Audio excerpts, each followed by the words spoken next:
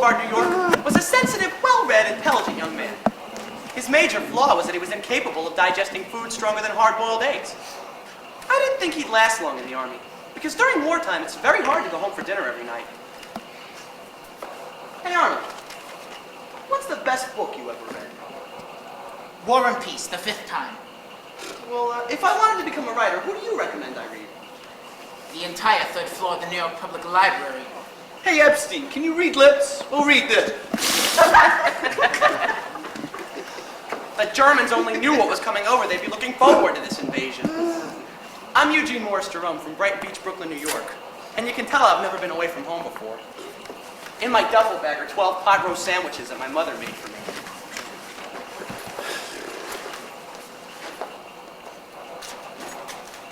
There were 3 things I was determined to do in this war. Become a writer, not get killed, and lose my virginity. But first I had to survive 10 weeks of basic training in the murky swamps of the Mississippi.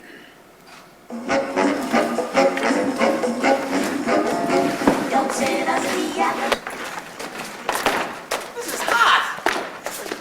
Hey, no. You can cool off over there. This is mine. So tired I could just sleep on the springs. It never got this hot in Brooklyn. This is Africa hot. Tarzan couldn't make it kind of hot. Where's the phone? Call the manager. There's no ice water. Detail. Attention. Message. I think it's in your best interests, men, to move your asses when I say attention! Move it! I want a straight line right there.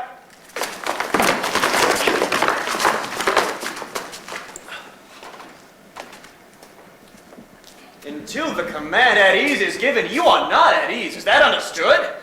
Attention!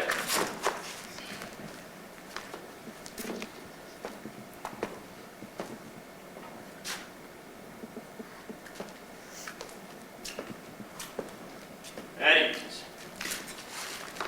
Answer when your name is called. The answer to that question is ho.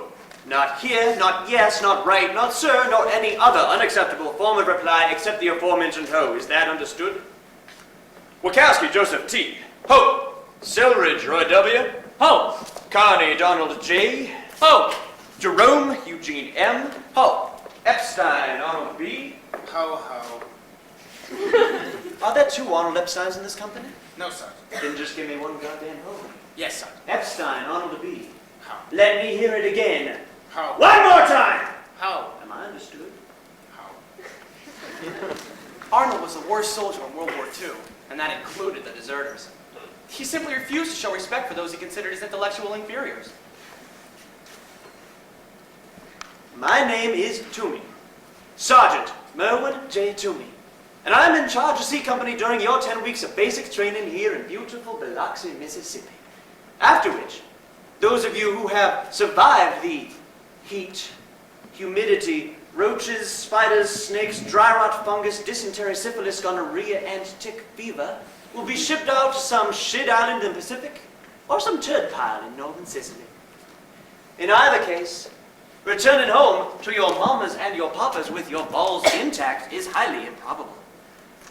There's only one way to come out of a war healthy of body and sane of mind, and that way is to be born the favorite daughter of the President of the United States.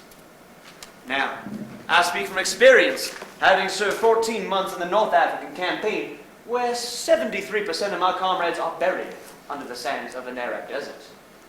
The colorful ribbons on my chest will testify to the fact that my government is proud of my contribution to the fight, having donated a small portion of my brains to the conflict, the other portion being protected by a heavy steel plate in my head. This injury has caused me to become a smart, compassionate, sympathetic, and understanding teacher of raw young men. Or the cruelest, craziest, most sadistic goddamn son of a bitch you ever saw. And that's something you just won't know till 10 weeks from now. Do I make myself clear, Epstein? Oh, I think so. Do I make myself clear, Epstein? Oh. Do I make myself clear, Jerome? Oh, yes! Oh, what? Oh, nothing? Goddamn right, boy. I hated the lousy movies. I thought I was going to get a nice sergeant like James Stewart. You paying attention to me, Jerome? Yes, ho! I mean ho, sir. I mean, just plain ho. from, Jerome? 1427 Pulaski Avenue, sir. In my 12 years in the Army, I never met one goddamn dogface who came from 1427 Pulaski Avenue. Now, why is that, Jerome? Because it's my home, sir. Only one family lives there. I'm sorry. I meant to say that I live in Brighton Beach, Brooklyn, New York, sir. Fred Astaire? Are you trying to tell me something? I have to go to the bathroom, Sergeant. Oh, no. Now, how are you going to do that? We don't have bathrooms in the Army. They had them in Fort Dix. Now, bathrooms they didn't. Yes, they did. I went in them a lot. Well, I'm telling you, we don't have bathrooms on this here base. Do you doubt my veracity? No, Sergeant. Well, then you've got a real problem, haven't you, Epstein? Ho, ho. You bet your ass, ho, ho. Would you like to know why you got a problem, Epstein? Yes, Sergeant. Son, your problem is that you don't understand proper Army terminology. The place where a U.S. soldier goes to defecate, relieve himself, open his bowels, shit, fart, dump crap, and unload is called the latrine. Large, you want to tell us what's funny about that, Jerome? Oh, well, it's just that you said all those words in one sentence, sir. Well, that's why I got these ribbons pinned on my chest, Jerome. You see, I'm an experienced Army man. Do you understand that, Jerome? Ha! Oh? Where are you from, Kowski? Bridgeport, Connecticut. You know what that is, Selridge? It's in Bridgeport, Connecticut. That right, Wachowski? Oh. And what did you do in Bridgeport, soldier? I was never there, Sergeant. I wasn't talking to you, Selridge. Oh. You were looking at me. I may be looking at you, but I'm talking to the soldier from Bridgeport. Now, what did you do there, Wachowski? I drove a truck. Well, a moving van. I was a furniture mover. That's just what we need in the South Pacific, Wachowski. Someone who knows how to move that furniture around in the jungle. Oh, I believe Private Epstein has a question. May I go to the latrine, Sergeant? No! I'm addressing the new members of my company. Now then, what was your name again, soldier? Joseph Wojciechowski. I'm talking to the man next to you. Selridge. You, boy! You are the one I'm directing this question to. Carney, sir. Donald J. Ho. I didn't ask if you were here. I can see that you're here. I asked where you're from, Private Carney, sir. Donald J. I don't remember. Montclair, New Jersey. And what was your civilian occupation in Montclair, New Jersey, Private Carney, Donald J. I didn't have any. Let's see. So you were unemployed then, is that right? No, Sergeant. I worked in a shoe store, in the stockroom. Did you just not tell me that you did not have an occupation? Not in Montclair. I lived in Montclair. I worked in Teaneck. You just asked me what my occupation was in Montclair. I see. Is it your intention, Private Carney Donald J., to humiliate and ridicule me in front of my company? No, Sergeant. And yet that is precisely what you did. As I stand here in front of my newly arrived company, you took this opportunity, assuming that because of my southern heritage that I was an illiterate and uneducated cotton picker. You purposefully and deliberately humiliated me. Did you think for 1 second that you would get away with that, Private Carney Donald J.? I wasn't Well, I trying can to assure you, son, you did not and will not! You just got your ass in a sling, boy. Does everybody understand that? Ho. What? Ho! I am, strictly speaking, Connie, old army. And old army means discipline. Can you do push-ups, Private Connie? Yes, Sergeant. What is the highest total of push-ups that you have ever achieved to date, Private Connie? Well, I'm not too strong in the arms. About 10, maybe 15. Well, congratulations, Private Connie. You're about to break your old record. I want 100 push-ups from you, Connie, and I want them right now. Am I understood? I couldn't Hit the possibly. floor, soldier. I could do, say, 20 a day for 5 days. Count off. God damn it, it's your ass.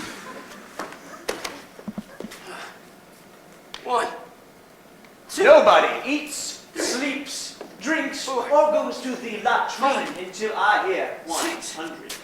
7. Oh, God. 8, boy.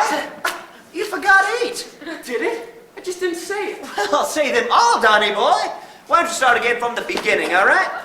Let's hear them all this time. 1, 2. Private Jerome, 4. is this cruel unfair and unjust punishments that I'm inflicting on Private Connie? Gee, I don't know. It's my first day. I want the God Almighty truth from you, Jerome. Am I being unfair in my punishments? If I only had a heart murmur, I wouldn't be in this trouble. Your answer, boy. Sir, I think, sir, that it was a misunderstanding, sir. I think I have swamp fever, sir. Yes, oh no, Jerome. Am I being unfair to the young man who's breaking his ass on the floor over there? In my opinion, Sergeant? Yes? It's apparent that you just don't understand the benefits of discipline, Jerome. It is discipline that will win this war for us. Therefore, until you learn that, I'm just going to have to keep teaching it to you. Selridge! 100 push-ups right now! Me? I didn't say nothing. Sometimes, in the course of battle, we are called upon to sacrifice ourselves for the sake of others. Yeah, but we didn't do battle yet. Hit the face! On the floor, soldier! 1, 2, 3. Now then, Private Jerome. What I've just done to Private Selridge may seem even more unfair and unjust than what it is to Private Connie. Is that your opinion? No, Sergeant. Hold on a minute, boys.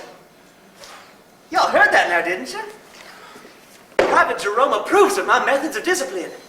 He thinks that what I am doing is moral, fair, and just.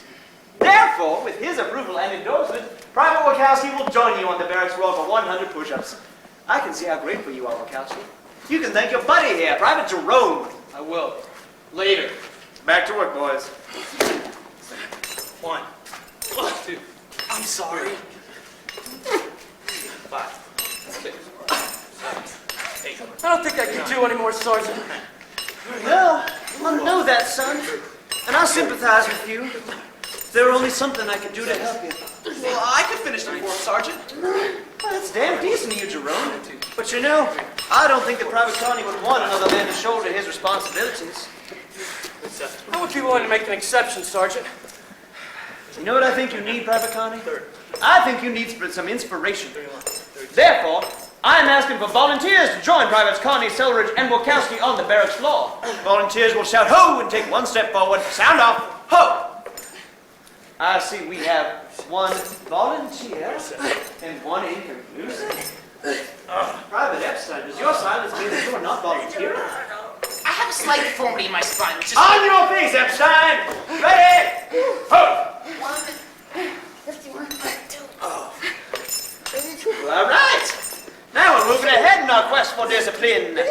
As the sweat pours off your brows and your puny muscles strain to lift your flabby, chubby, jellied body, think, if you will, of Private Eugene M. Jerome of Brighton Beach, New York, who is not down there beside you, not sharing your pain, not sharing your struggle. You know, fate always chooses someone to get a free ride. The kind of guy gets away with all sorts of shit. In this company, it would seem to be Private Jerome. We learn to hate those kind of men, don't we? Hate them, loathe them, and despise them. How does Jerome learn to deal with this cold wall of anger and hostility? By learning to deal with it alone. That, gentlemen, is the supreme lesson in discipline. You're slowing down, boys. The sooner you get finished, the sooner you get to find something cooking. Up, down, up, down. Carry on orders, Jerome. Up, down. Jesus. I knew at that moment I had to get out of the Army. I thought about shooting off a part of my body that I might not need until later in life, but I couldn't think of any. And the worst was still to come. Hey, my brother had it in the Marines. It's SOS. What's SOS? Shit on the shingle. Yeah, that's what it looks like, almost. What do you mean? They take a shingle and they put shit on it? It's beef. Creamed, chipped beef. Now, why would you chip something after it's been creamed? Hey, it don't look so bad to me. I'm hungry.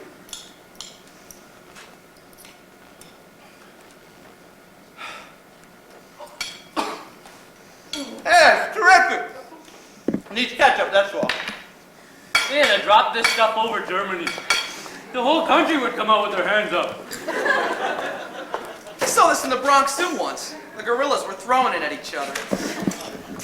If you can't eat this, you can get something else. It's government's regulations. Enlisted men must be served palatable food. Hey, well, why don't you ask him for some matzo ball soup, Epstein? Hey, I heard the Army makes a great matzo ball soup. It's my right to speak up. I'm going to speak to the sergeant now. Oh, sit down, would you please? Really, Arnold, don't mess with him. He's crazy. This is probably his recipe. Hey, listen, you two guys. Don't give the sergeant any more crap. Because when he doesn't like you, he doesn't like the rest of us. Anybody in this platoon who gives the sergeant any more shit is in deep shit with me. You understand? Who made you lieutenant colonel? I did. I promoted myself. And if I have to do any more push-ups on account of you, Epstein, you're going to be underneath me while I'm doing them. Well, now we know who the fruits are. I'm not even supposed to be in the Army with my stomach. No one's going to make me eat this if I don't want to. Hey, you guys hear what happened over at Baker Company? Some kid went nuts, said he was going home. Didn't want no part of the Army. An officer tried to stop him, and the kid belted him one, broke the captain's nose. Yeah, they say he's gonna get 5 to 10 years in Leavenworth. They don't crap around in the Army. You find that out real fast. I hope they ship us out to the Pacific. At least we get Chinese food. Hey, my name's Hennessy. I'm in your platoon. They gave me 8 straight days at KP. How come? I left over 2 spoonfuls of barley soup. Damn. 2 lousy spoonfuls. Yeah. Be careful, you guys. How my boys doing? How's the chow? First rate, Sarge. All right. They don't give you enough. Surprisingly interesting food, Sarge. Not hungry, Epstein? I find enough nourishment in bread and water. Well, you're all gonna need as much nourishment as you can get with 10 back-breaking weeks ahead of you starting tonight. Tonight? Oh, yeah. Thought I just worked up a little something for you boys. Something to help you work off tonight's dinner. Man, we're going on a midnight hike. Midnight? Well, just a short little hike, seeing as it's your first night in camp. Just a quick little 15-mile hike around the marshes and the swamps. What do you think of that, Jerome? Do you think that's a reasonable request of me to make? We sort of elected Wykowski here, our leader. I think that he should answer that. Is that right, Wachowski? I don't question orders, Sergeant. I just follow them. Ooh, that's a good answer, Wachowski. It's a chicken shit answer, but it's a good one. How about you, Epstein?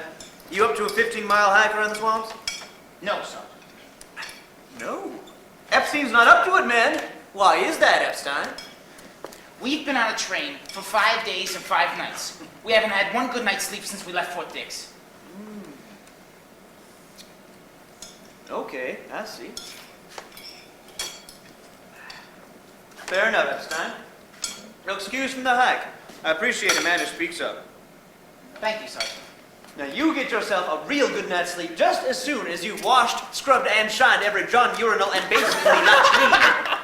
And if it don't sparkle by the time we get back, why then, Wachowski and Selridge here are gonna do 200 push-ups just for you.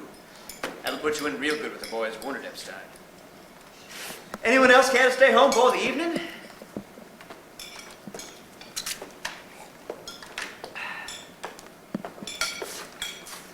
All right then. Full field backs in front of barracks at 2400 hours, ready to march. Let's get cracking. Hold on one goddamn minute.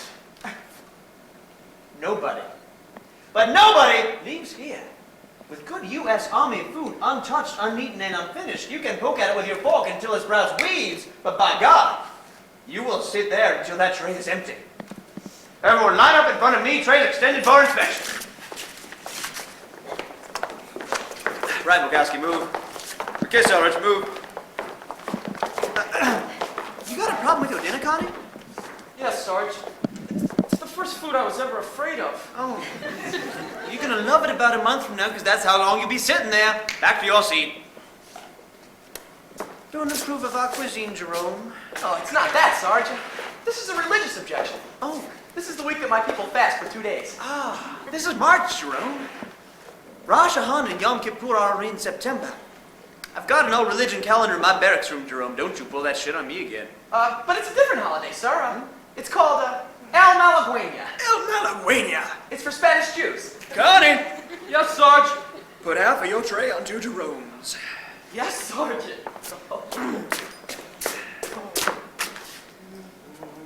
You eat that in good health, Jerome. Happy El Malagueña to you. All right, what's your story, Epstein? Don't tell me today is La Cucaracha. I have a legitimate excuse, Sergeant. I have a digestive disorder, diagnosed as a nervous stomach. And how come you passed the Army medical exam? Oh, it only gets nervous when I'm eating food. I wasn't eating food during the examination. But I brought along a chicken salad sandwich to show them what happens when the food enters the digestive tract. Are you a psycho, Epstein?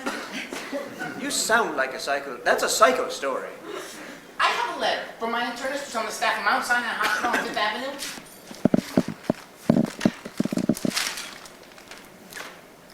Did you show this to the Army Medical Examining Officer? Yes, Sergeant. And what did he say?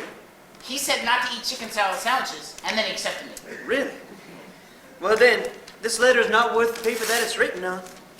I want everything on that tray gone, Epstein, including that letter. Corporal, they'll all be watching you boys now. Bon appetit! I've got an idea. Yeah? We dump it under the table. We'll be gone by the time they find it. Great idea, but we have to time it right, when no one's looking. All right, I'll let you know when. Okay, now. Get those trays back on the table! Jane, work on your timing. Give it to me. What? No point in all of us suffering. Scrape it onto my tray. You mean it? This is lunacy. I'm an intelligent human being. One day when this war is over, there will be investigations. Go on, scrape it onto my tray. I like you, Epstein, but you're weird as hell. I'll tell you one thing.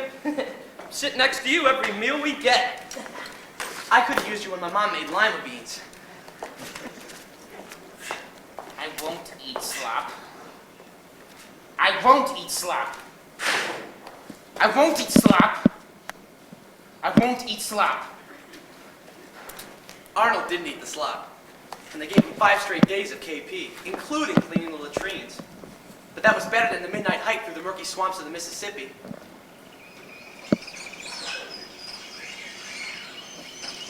The only other time I heard sounds like that was when the Dodgers played at Ebbets Field. Toomey made Wachowski carry me the whole 15 miles, just so Wachowski would hate me more. But you know, I guess Toomey was right. If nobody followed orders, we'd have about 12 or 13 soldiers fighting the war. They'd have headlines like, Corporal Stanley Lieberman invades Sicily. And dive down for your eyeballs. Hey, Arnold. Arnold? Leave me alone. What is it? Are you sick? Get away from me. I hate every goddamn one of you. Hey, Arnold. I'm your friend. Your buddy. You can talk to me. I'm getting out. I'm leaving in the morning. I'm going to Mexico or Central America till after the war is over. I will not be treated like dirt, like a maggot. I'm not going to help defend a country that won't even defend its own citizens. Bastards. Why? Because you pulled the train duty? Come on, Arnold. We all have to pull the train duty. It's like a game. You have to adjust. It's a game where it's their ball and their rules. And they know the game better because they've been playing it since Valley Forge. I was in the latrine alone. I spent 4 hours cleaning it on my hands and knees. It looked better than my mother's bathroom did at home. Then these 2 non-coms come in. One was the cook, that 300-pound guy, and some other slob with cigar butts in their mouths and reeking from beer. They come in to pee, only instead of using one of the urinals, they both use one of the johns, both peeing in the same one, making circles, figure eights. Then they start to walk out, and I say, "Hey, I just cleaned that. Please flush the john." And the big one, the cook, says to me, "Suppose you flush it, rookie."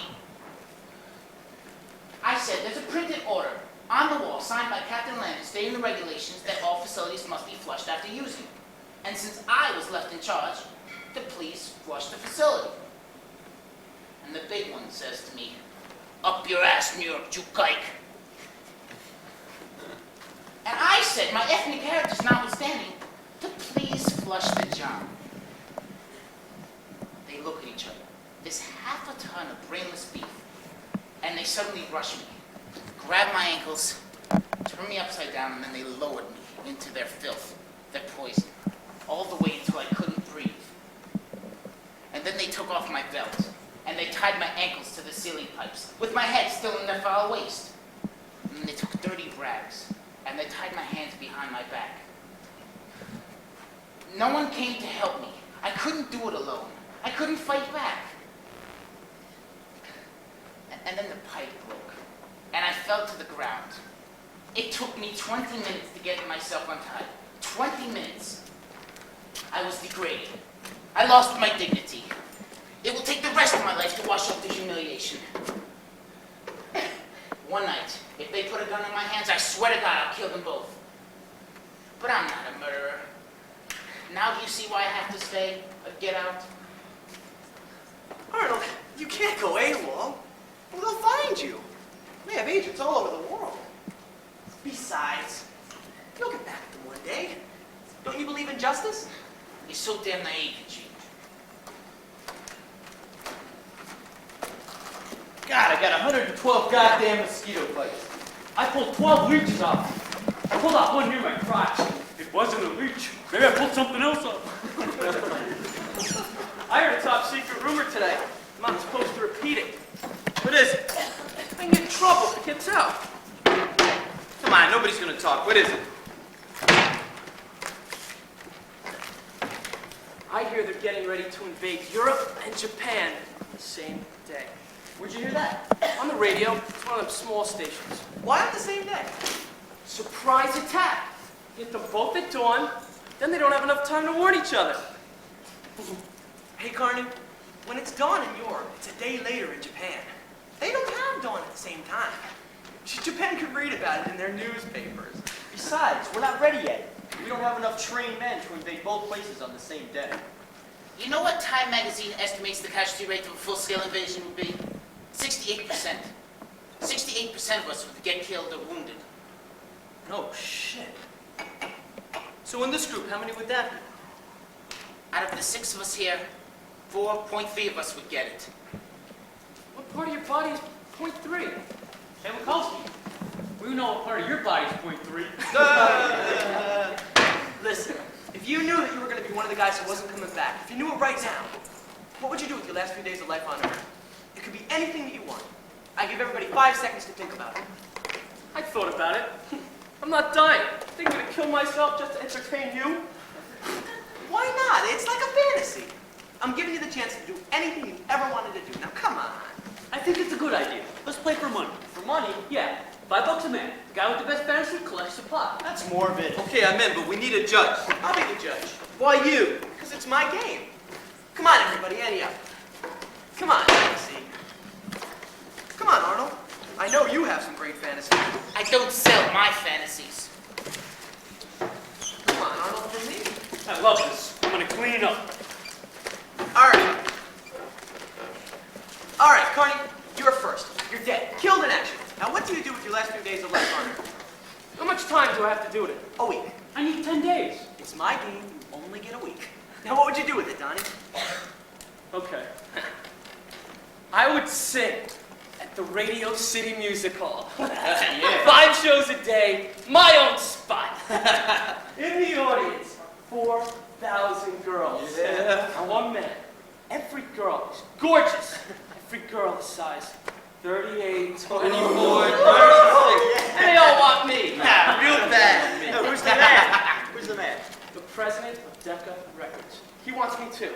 I have a choice. After the last show, I could have all 4,000 girls or contract with Decca Records. Which one do you take? The record contract. I would take the record contract. Right, I'll take the record contract. Ah, moron! He believed me. He could have humped 4,000 girls, and now he's got a record contract that ain't worth shit. Wrong, because now I'm a big star, and stars get all the girls they want anyway. Yeah? How? You're dead. Never go out with dead record stars. Bullshit, I paid $5 for my fantasy. I can do what I want. What's my score, Gene?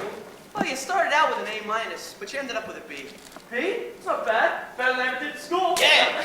All right, Sarge, you're next. Okay, here we go. I make it with the 7 richest women in the world. And I am so hot that each day gives me $1 million. At the end of the week, I got $7 million. Pretty good, eh? If you're dead, what are you going to do with $7 million? I told you, that's why I need 10 days. I need a long weekend to spend the money. Give up suckers, job eat. Moronic. It's beyond moronic, it's sub-moronic. Break art drone, tell them I school. It lacks poetry. I give Sarge a B. A B!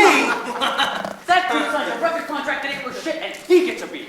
I want my money. Hey, touch that money and you're dead. I was kidding. I was kidding. Who's next? Hennessy's next. Me?